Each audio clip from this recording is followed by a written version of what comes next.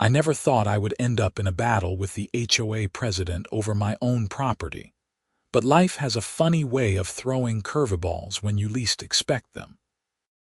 The sound of splintering wood at 3 in the afternoon on a Tuesday should have been my first warning that things were about to go completely sideways in my quiet suburban neighborhood in Riverside, California. My name is Quinn, and I had just bought my dream house 6 months earlier. It was a beautiful 2-story craftsman-style home with a decent-sized backyard, situated on a corner lot in the Magnolia Heights development. The location was perfect, close enough to downtown for my commute to work but far enough away that I could actually enjoy some peace and quiet. Or at least, that was the plan before I met Brenda. Brenda Morrison was the HOA president, and she took her position more seriously than most CEOs take their Fortune 500 companies. She was a 47-year-old woman with blonde hair that she kept in a perpetually stiff bob, always dressed like she was about to attend a business meeting even when she was just checking mailboxes. Her voice had this sharp quality to it, like nails on a chalkboard mixed with the authority of someone who had never been told no in her entire life. The first time I met her was 2 days after I moved in. She showed up at my door with a clipboard and a forced smile that did not reach her eyes. I remember opening the door, still surrounded by unpacking boxes, and seeing her standing there like some kind of corporate vampire waiting to be invited in. "Hello, you must be the new owner," she said, her eyes already scanning past me into my house. "I am Brenda Morrison, HOA president. We need to discuss several violations I have noticed." I blinked, confused. "Violations? I just moved in." "Your trash cans are visible from the street. That is a direct violation of Section 7.3 of our community guidelines. Also, your lawn needs edging. We maintain certain standards here in Magnolia Heights." That was my introduction to Brenda, and things only got worse from there. Over the next few months, I received violation notices for everything imaginable. My doormat was the wrong color. I left my garage door open for 20 minutes while unloading groceries. I planted flowers that were not on the approved list. Each violation came with a formal letter, printed on official HOA letterhead, threatening fines if I did not comply immediately. But I followed the rules. I painted my front door the approved shade of colonial blue. I kept my trash cans in the garage. I even replaced my mailbox with one that matched the exact specifications outlined in the community guidelines. I was determined to be a good neighbor and avoid conflict. The real trouble started because of the shortcut. You see, my corner lot bordered 2 streets, Maple Avenue and Oak Drive. Brenda lived 3 houses down on Oak Drive, and she had apparently been using the previous owner's yard as a personal shortcut for years. Instead of driving around the block to get to the main entrance of the neighborhood, she would cut through the corner of what was now my property, driving right through a gap in the old wooden fence that separated my backyard from the street. I discovered this about 3 months after moving in. I was working from home one afternoon when I heard the distinctive sound of tires on grass. I looked out my window and saw Brenda's white Mercedes SUV driving straight through my backyard, crushing the grass and leaving deep tire tracks in the soil. She did not slow down, did not look apologetic, just drove through like she owned the place. I immediately went outside and walked to the fence line.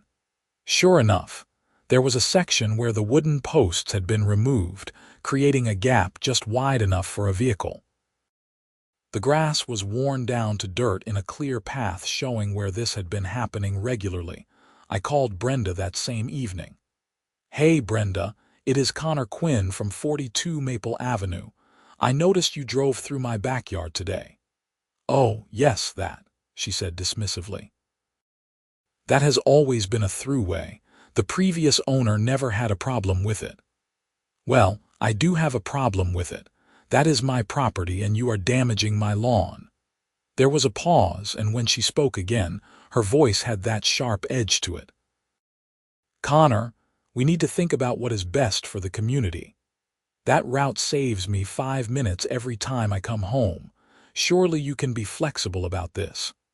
No, I cannot be flexible about someone driving through my yard without permission. I am going to fix the fence. I would strongly advise against that, she said coldly. As HOA president, I have certain authority over property modifications. You will need approval before making any changes to fencing that might affect neighborhood traffic patterns. I almost laughed. Traffic patterns. It is my backyard. We will see about that, she said and hung up. The next day, I received an official notice from the HOA stating that any fence modifications required board approval, and that my request had been denied because it would negatively impact neighborhood accessibility. I could not believe what I was reading. They were actually trying to claim that I could not fix my own fence to prevent someone from trespassing on my property. I called a lawyer, a guy named Marcus Webb who specialized in property law. He listened to my story and actually started laughing. Let me get this straight, Marcus said. The HOA president has been using your property as a personal shortcut, and now she is claiming you cannot fix your fence to stop her. That is exactly what is happening. Connor, she has absolutely no legal ground to stand on. You own that property. You can do whatever you want with your fence.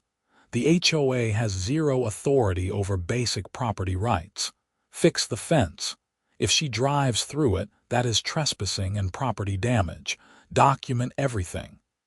That was all the encouragement I needed. I went to Home Depot the next day and bought materials to repair the wooden fence. It took me a full Saturday, but I replaced the missing posts and boards, creating a solid barrier where the gap had been. The fence looked good, matching the rest of the perimeter perfectly. On Monday morning, I was in my home office when I heard the crash. It was not a little bump or scrape. It was the full sound of a vehicle plowing through wooden posts. I ran to the window and saw Brenda's Mercedes reversing away from my fence, pieces of wood scattered across the ground. She had driven straight through it like it was not even there. I grabbed my phone and ran outside. Brenda, what the hell? She rolled down her window, looking annoyed rather than apologetic. You blocked the throughway. I am late for a meeting. You just destroyed my fence. Send me a bill, she said and drove off, leaving me standing there among the wreckage of the fence I had just spent an entire day building. I took photos of everything.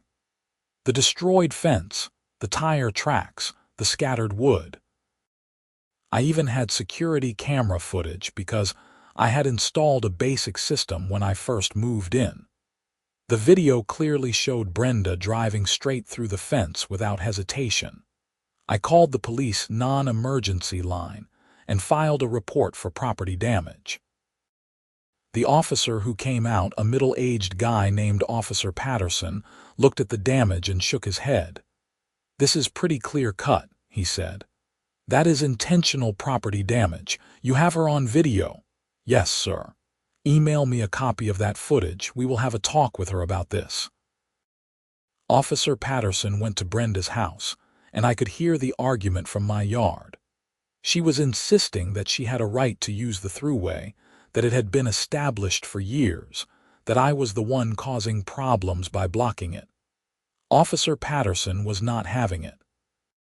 Madam, that is not how property rights work, I heard him say. You cannot just drive through someone's yard because it is convenient. If you do this again, you will be charged with criminal trespassing and vandalism. I thought that would be the end of it. I really did. I rebuilt the fence again, this time reinforcing it with extra posts and concrete. It took 2 weekends and cost me almost $600 in materials, not counting the cost from the first fence she destroyed. For about a week, Things were quiet. Then I received another violation notice from the HOA. This one claimed that my rebuilt fence was not up to community standards because the wood was a slightly different shade than the original fencing. They demanded I repaint the entire fence to match or face daily fines of $50. I looked at the fence. The wood was literally the same brand and type as the rest of the fence.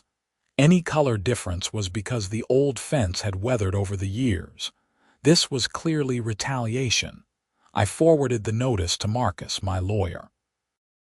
He sent a formal letter to the HOA stating that the violation notice was retaliatory and legally baseless, and that any fines assessed would be challenged in court. That seemed to quiet things down for another week. Then Brenda tried to drive through my fence again. This time I was actually in the backyard, working on my garden. I heard her Mercedes engine revving and looked up just in time to see her aiming straight for the fence. She hit it going at least 20 miles per hour. The wooden posts shattered on impact, and her SUV came barreling into my yard, missing me by maybe 10 feet. "Are you insane?" I shouted, my heart pounding from the close call. "You almost hit me," she backed up, and I could see her face through the windshield. She did not look scared or apologetic. She looked furious. She rolled down the window and yelled, "Stop blocking the throughway. You are making this difficult for everyone. Get off my property now, or I am calling the police again." She drove off through the destroyed fence, and I immediately called 911. This was not just property damage anymore. She had nearly hit me with her vehicle. That was assault. 2 officers arrived this time, including Officer Patterson from before. I showed them the security footage, which clearly showed Brenda deliberately accelerating toward the fence while I was visible in the yard nearby. "Mr. Quinn, this is serious," Officer Patterson said. "She came very close to hitting you. That is assault with a deadly weapon potentially. Can you arrest her? We are going to have a very serious conversation with her. I recommend you get a restraining order as well." They went to Brenda's house, and this time I saw them place her in handcuffs and put her in the back of the patrol car. She was arrested for criminal property damage and reckless endangerment. I felt a mixture of relief and disbelief. The HOA president had just been arrested because she would not stop using my yard as a shortcut. Brenda made bail that same evening. The next day, I received an emergency notice that there would be a special HOA board meeting to discuss my ongoing violations and disruptive behavior. The meeting was scheduled for that Thursday evening at the community clubhouse. I showed up with Marcus, my lawyer. The clubhouse was packed with neighbors, many of whom I had never really met. Brenda was sitting at the head table with the other board members, looking smug despite having been arrested less than 48 hours earlier. "This meeting is to address the numerous complaints we have received about Connor Quinn," Brenda began. "His refusal to maintain community standards and his aggressive behavior toward board members has created a hostile environment." Marcus stood up. "I am Marcus Webb, Mr. Quinn's legal counsel. Before this meeting proceeds, I need to state for the record that Mr. Quinn has committed no violations of any legitimate HOA rules. Furthermore, my client has been the victim of repeated trespassing, property damage, and assault by Mrs. Morrison, who is currently facing criminal charges for these actions." A murmur went through the crowd. Several neighbors apparently had not heard about Brenda's arrest. "That is a misunderstanding," Brenda said quickly. "The charges will be dropped. The real issue here is Connor's fence, which blocks a traditional community throughway." An older gentleman in the back raised his hand. "Brenda, since when is driving through someone's private yard a community throughway? I have lived here for 12 years and I have never heard of this." "The previous owner gave permission," Brenda insisted. "That does not matter," Marcus interjected. Verbal permission from a previous owner does not create an easement or any legal right for anyone to use private property. Mr. Quinn owns that land, and he has every right to fence it and exclude trespassers. Any HOA action taken against him for doing so is legally unenforceable and potentially actionable as harassment. The meeting devolved into arguing. It turned out that several other neighbors had their own complaints about Brenda's overreach as HOA president. One woman said Brenda had fined her $300 because her Christmas decorations were up for an extra week. Another man said he was threatened with legal action because his garage door opener was broken and the door was stuck open for 2 days while he waited for repairs. The meeting ended without any resolution, but I could tell the tide was turning against Brenda. Several neighbors came up to me afterward and apologized, saying they had no idea she was trespassing on my property, and that they supported my right to maintain my fence. I went home feeling slightly better but also exhausted from all the drama. I just wanted to live in my house peacefully, without dealing with a power-hungry HOA president treating my yard like her personal driveway. Marcus advised me to take more permanent action. "Look, Connor, she has shown she will not stop. You have rebuilt that fence twice and she has destroyed it both times. You need a solution that she cannot just drive through. What do you suggest?" "Bollards. Steel bollards set in concrete. They make them specifically to prevent vehicle access. She cannot drive through steel posts sunk 3 feet into the ground, and legally, you are absolutely within your rights to install them on your own property." I researched bollards that evening. They came in various styles, from decorative to purely functional. I found a company that specialized in security bollards, the kind used to protect buildings from vehicle attacks. They were serious pieces of equipment, 6-inch diameter steel pipes filled with concrete and sunk deep into the ground. I ordered 6 bollards and scheduled installation for the following week. The installation crew showed up on Monday morning with a small excavator. They dug holes along the fence line where Brenda had been driving through, each hole about 3.5 feet deep. Then they set the steel bollards in place and filled the holes with concrete, letting it cure for 48 hours. The finished product looked impressive. 6 gleaming steel posts, each about 4 feet tall, spaced evenly to completely block vehicle access while still allowing the fence to be rebuilt between them. There was absolutely no way any vehicle was getting through without serious damage to itself. I rebuilt the wooden fence one more time, this time with the steel bollards as backup protection. The fence looked good, and I felt secure knowing that even if Brenda tried to drive through it again, she would hit solid steel instead of just wood. I did not have to wait long. 3 days after the bollards were installed, I was working from home when I heard the sound I had been half expecting. The screeching of metal on metal, the crunch of fiberglass and plastic, and then the distinctive sound of a car alarm blaring. I jumped up and ran to the window. Brenda's white Mercedes SUV was crumpled against one of the steel bollards. The front end was completely smashed in, the hood buckled upward, and fluid was leaking onto the ground. The airbags had deployed, and through the deflating white bags, I could see Brenda sitting in the driver's seat looking dazed. I grabbed my phone and called 911 immediately. "There has been a car accident at 42 Maple Avenue. A vehicle hit a barrier on my property. The driver appears conscious but may be injured." I went outside and approached carefully. Brenda was trying to push the deflated airbag away from her face. She had a small cut on her forehead, but otherwise she seemed physically okay if stunned. "Brenda, do not move. I called an ambulance." "They are on their way." She looked at me, and for the first time I saw fear in her eyes instead of that usual arrogance. "What did you do?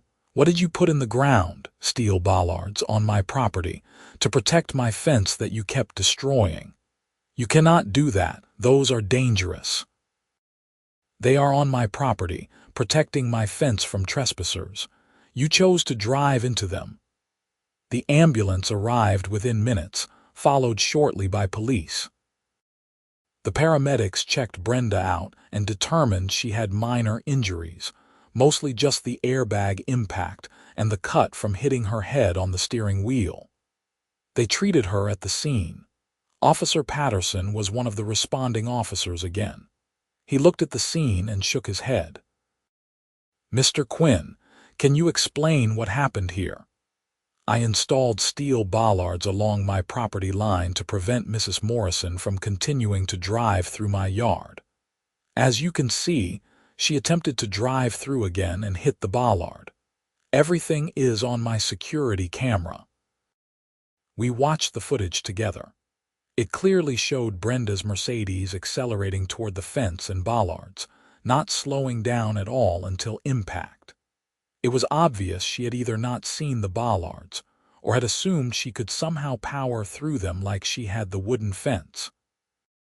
"Mrs. Morrison," Officer Patterson said, turning to Brenda, "you were specifically warned not to trespass on this property. You were previously arrested for this exact behavior. Now you have damaged your vehicle and could have seriously injured yourself, all while committing the same crime again. I am placing you under arrest for trespassing and violation of the court order to stay away from this property." "He booby-trapped his yard," Brenda protested. "Those bollards are a hazard." "Madam, they are on his private property, clearly visible and installed for the legitimate purpose of protecting his fence. You had no legal reason to be driving there. You cannot claim something is a booby trap when you are not supposed to be there in the first place." Brenda was arrested again. A tow truck came to remove her demolished Mercedes, which was totaled. The front-end damage was extensive, with the engine block likely cracked and the entire frame bent. My steel bollard had a few scratches and some white paint transfer, but it was otherwise completely intact. Over the next few days, I received multiple calls from Brenda's insurance company. They wanted to understand what happened and whether I bore any liability for the accident. I referred them to Marcus, who explained very clearly that their client had been trespassing on private property when she deliberately drove into a legally installed protective barrier. The insurance company eventually concluded that they would not be paying out any claim, as the accident occurred during the commission of a crime. Then, I received notice that Brenda was suing me in civil court for the cost of her vehicle and for personal injury damages. She claimed that I had installed the bollards maliciously with the intent to cause her harm, that they constituted an attractive nuisance or illegal trap, and that I was liable for her injuries and property damage. Marcus was actually excited when he saw the lawsuit. "This is perfect. She is essentially admitting in a legal filing that she intended to keep driving through your property. We are going to destroy this case and probably countersue for all your damages." The civil case took about 4 months to get to court. During that time, Brenda was also dealing with her criminal charges. She pleaded guilty to misdemeanor trespassing and criminal property damage in exchange for dropping the more serious reckless endangerment charge.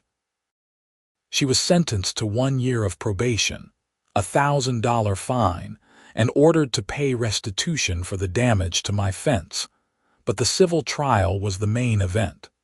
We went to court on a Tuesday morning in March. The courthouse in Riverside was busy, but our case was assigned to Judge Patricia Hendricks, a no-nonsense woman in her 60s with a reputation for cutting through nonsense. Brenda's lawyer, a young guy who looked fresh out of law school, presented their case first. He argued that I had installed the bollards specifically to injure Brenda, that I knew she used that route regularly, and that I should have warned her or taken less dangerous measures to prevent her from using my property. Then it was our turn. Marcus stood up and methodically destroyed every point of their argument. Your Honor, the facts are simple and undisputed. My client owns the property at 42 Maple Avenue. The defendant, without permission, repeatedly trespassed on that property by driving through his backyard. When Mr. Quinn repaired his fence to prevent this trespassing, the defendant deliberately destroyed the fence not once, but twice. After the second incident, she was arrested. My client then installed steel bollards, which are a common and legal method of protecting property from vehicle intrusion. These bollards are on his private property, clearly visible, and serve a legitimate security purpose. The defendant chose to drive into these bollards while committing criminal trespass. She cannot claim injury from a hazard she encountered while breaking the law on someone else's property. Marcus presented all the evidence. The security footage showing Brenda repeatedly driving through my yard and destroying the fence, the police reports, her criminal conviction, photos of the bollards showing they were clearly visible, and even testimony from the installation company about how bollards are a standard security measure. The judge asked Brenda's lawyer, "Counselor, your client was convicted of criminal trespass for this exact incident, correct?" "Yes, Your Honor, and your client had been previously warned by police not to drive on Mr. Quinn's property." "Yes, but the bollards were on Mr. Quinn's private property, clearly visible and legally installed. I am struggling to see how your client has any standing to sue someone for injuries she sustained while committing a crime against them." The trial lasted less than a full day. Judge Hendricks ruled entirely in my favor, dismissing Brenda's lawsuit with prejudice. But it got better. Marcus had filed a counterclaim for all my damages, including the cost of repairing the fence 3 times, the cost of installing the bollards, legal fees, and compensation for emotional distress and harassment.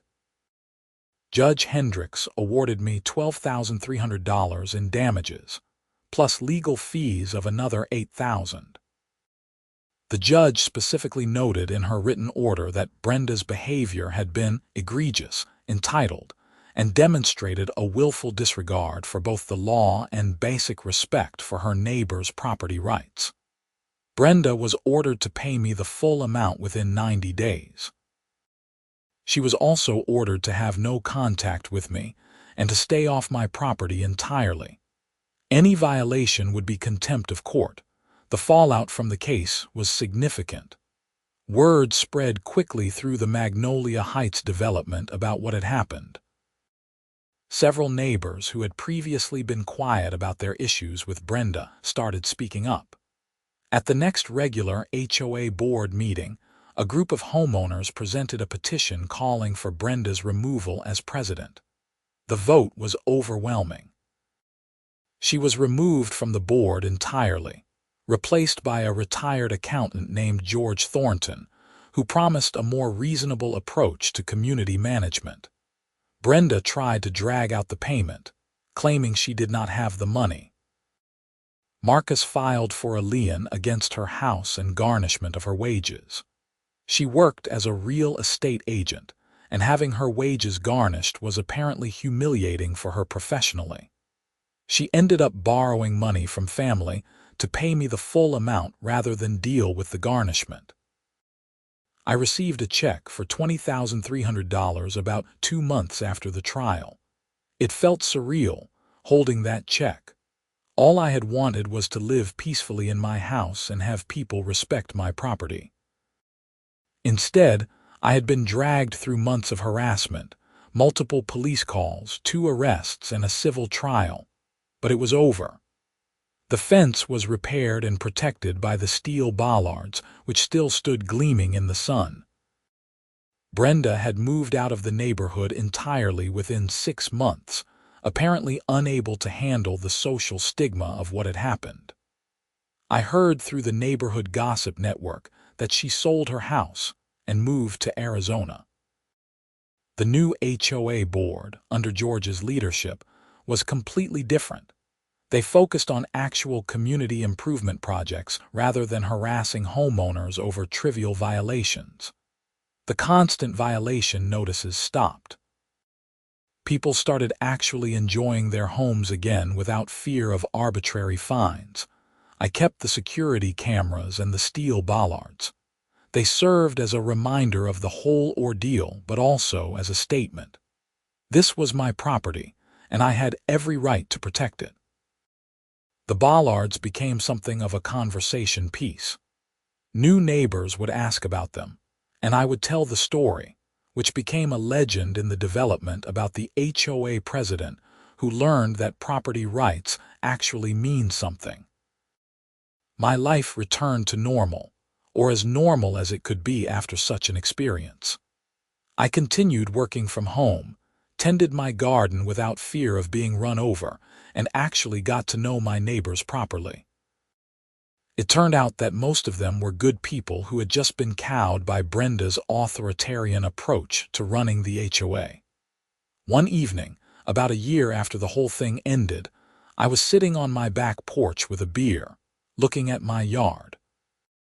The grass had grown back where the tire tracks had been. The fence looked solid and well maintained.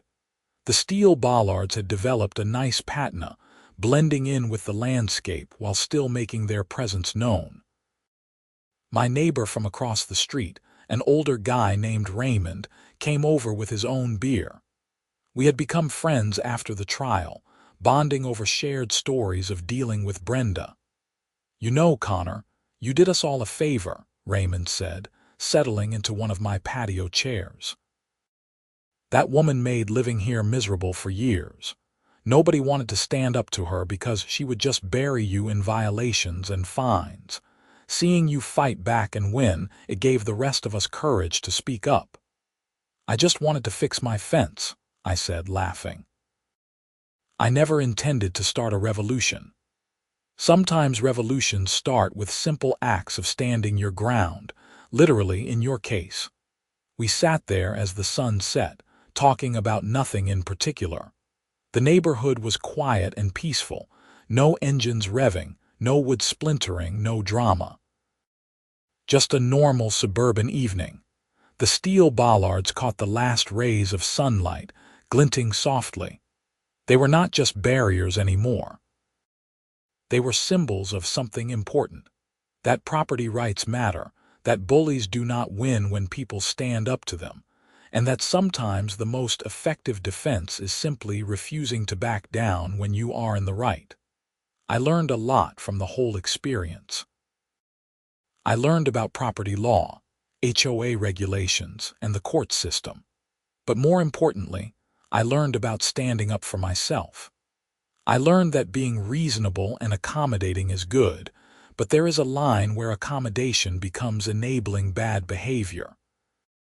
Brenda had crossed that line repeatedly. She thought that her position as HOA president gave her power over everyone and everything in the neighborhood. She thought she could bully people into accepting whatever she wanted because most people would rather avoid conflict than fight. She was wrong. And it cost her a Mercedes SUV, $20,000, her position as HOA president, her reputation in the community, and ultimately her home. All because she refused to simply drive around the block like everyone else. The criminal case was fully resolved as well. Brenda completed her probation without incident, probably because she had moved to another state. The charges remained on her record, which Marcus told me could cause issues for her real estate license, though I never followed up to find out what happened with that. The HOA itself underwent significant changes. George and the new board revised the community guidelines, removing a lot of the petty rules that Brenda had implemented. They established a clear appeal process for violations, and required that board members recuse themselves from any cases where they had a personal interest. It was basically a complete restructuring designed to prevent another Brenda from taking over.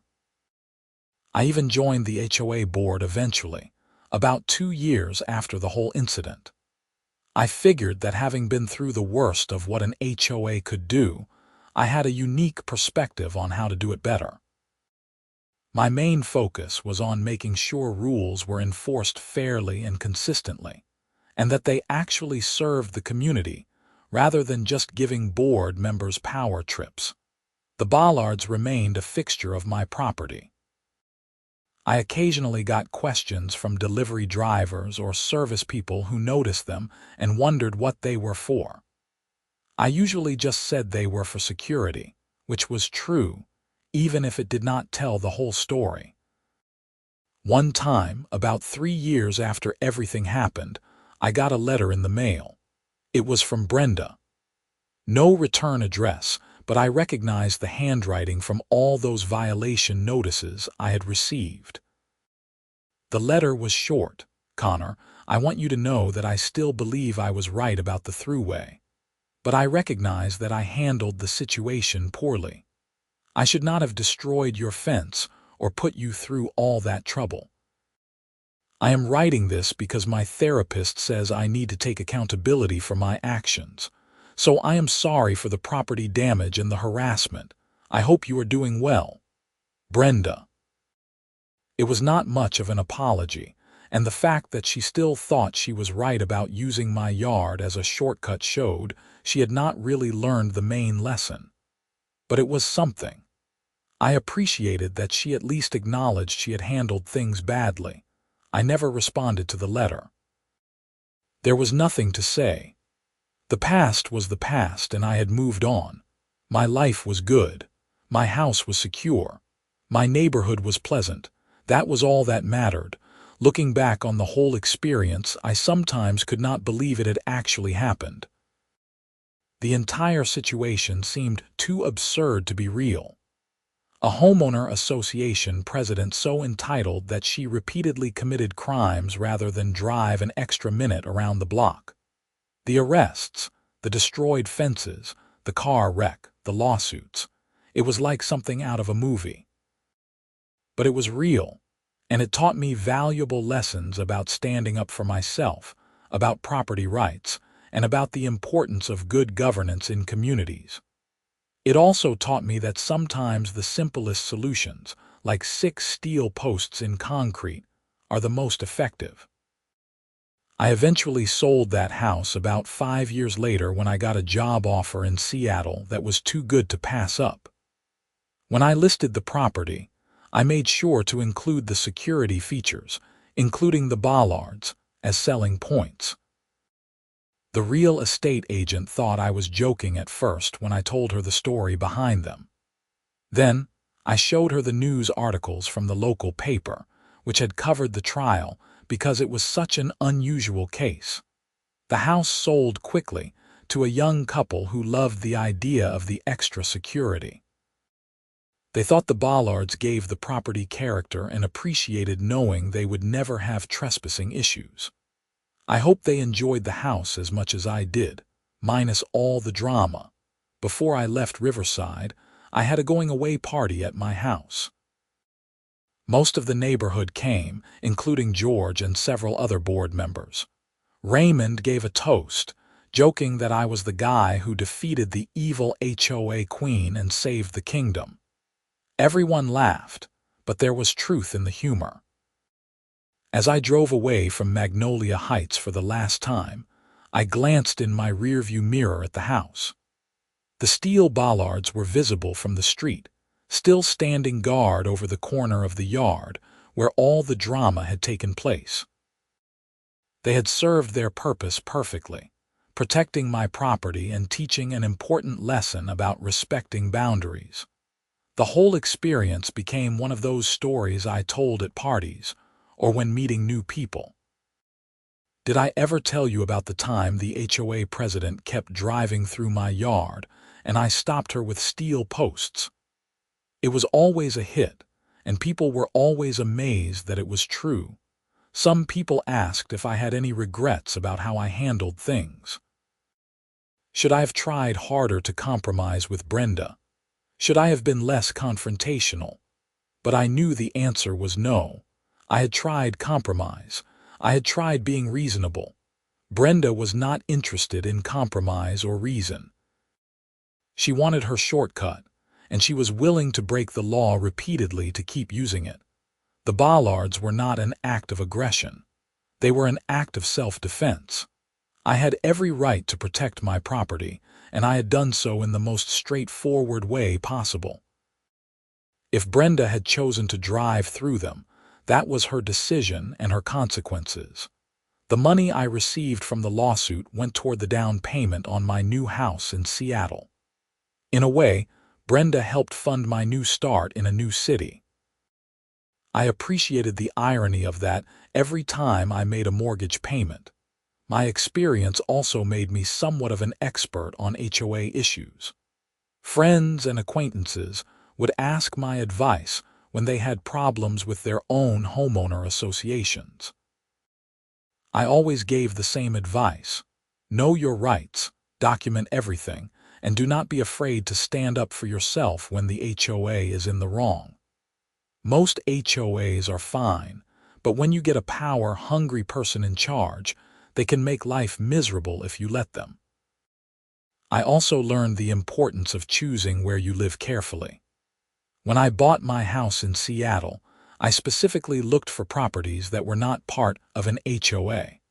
I wanted the freedom to make decisions about my own property without needing approval from a board. Not all HOAs are bad, but after my experience, I decided it was worth paying a bit more for that independence. The steel bollards became something of a legend in the Riverside area. Other homeowners who had trespassing issues started installing similar barriers on their properties. A local company that sold and installed bollards even contacted me asking if they could use my story in their marketing, which I politely declined. I did not need any more attention from the situation. Years later, I looked up what had happened to Brenda out of curiosity. Social media made it easy to find people, and I discovered she was living in Phoenix, still working in real estate. She had apparently learned nothing from the experience, as her Facebook page was full of complaints about her new HOA and how they were not enforcing rules strictly enough. Some people never change. As for me, I thrived in Seattle. The job was great, the city was beautiful, and I never had to deal with an HOA again. I kept in touch with Raymond and a few other friends from Magnolia Heights, swapping updates about our lives and occasionally reminiscing about the Great Bollard incident, as it had come to be known. The whole experience made me a stronger person and a better advocate for myself.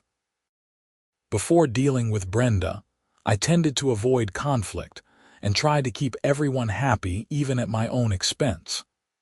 Afterward, I understood that some conflicts are worth having, especially when it comes to protecting your rights and property. I also gained a deeper appreciation for the legal system. Despite all its flaws and inefficiencies, the system worked. The courts recognized that I was in the right and held Brenda accountable for her actions. The police responded to my calls and took appropriate action. The system is not perfect, but it does provide recourse when someone violates your rights. If there was one thing I wished I had done differently, it would be installing the bollards sooner.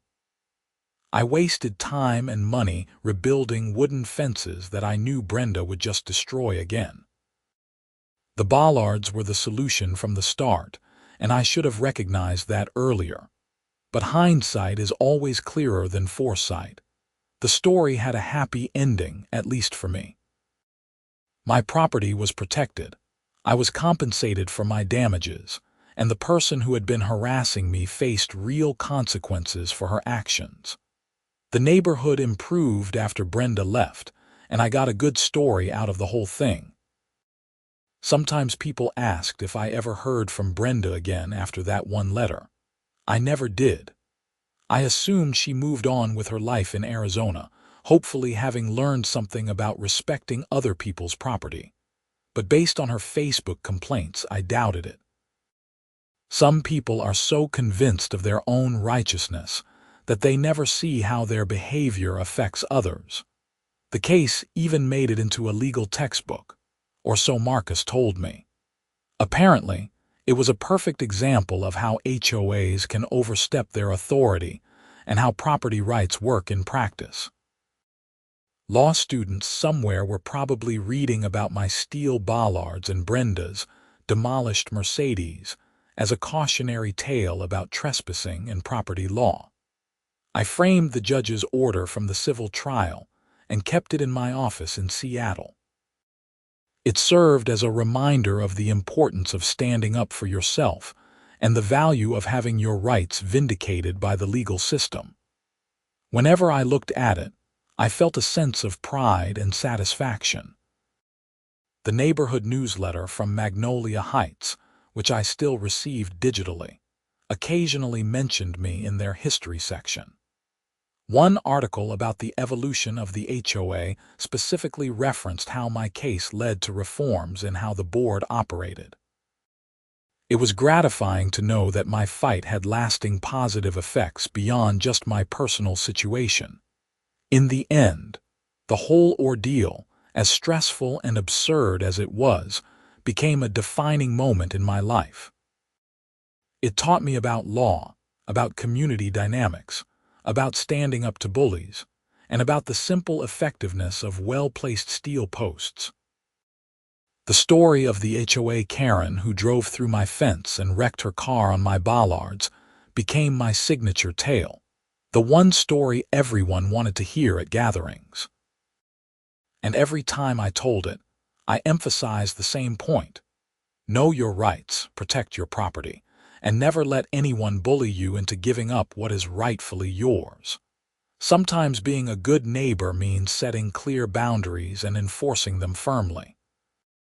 And sometimes, the best way to stop someone from driving through your yard is with 6 steel bollards sunk 3 feet into concrete. The experience shaped how I approached problems in other areas of my life as well. At work, I became more assertive about protecting my time and boundaries. In relationships, I got better at communicating my needs and standing firm when necessary. In community involvement, I focused on fairness and accountability, remembering how damaging it can be when someone in authority abuses their position. I never regretted buying that house in Magnolia Heights, despite all the trouble with Brenda. It was a beautiful home, and I had many good memories there beyond the fence incidents. The experience made me appreciate property ownership even more, understanding both the rights and responsibilities that come with it. The steel bollards I installed there remain to this day, protecting the current homeowners from any potential trespassers. They have become part of the property's story, a permanent reminder that sometimes you need to take strong measures to protect what is yours. And they still serve their original purpose perfectly, standing as silent sentinels against anyone who might think about taking a shortcut through someone else's yard.